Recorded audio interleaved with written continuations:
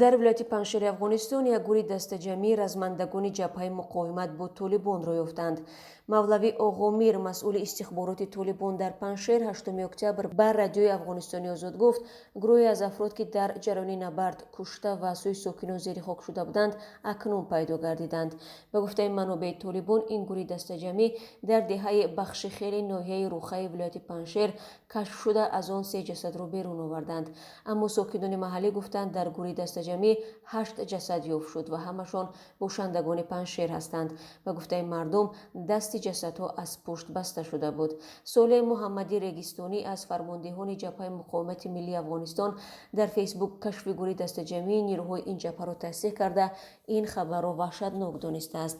Гурӯҳи Толибон дар оғози моҳи сентябри имсол иддао кард, ки вилояти Панҷшерро зери назорат даровардааст. Ҷабҳаи муқовимати миллии Афғонистон иддао дорад, Панҷшер пурравожагон нашудааст ва мубориза байни размандагони онҳо ва нирӯҳои Толибон ҳанӯз идома дорад.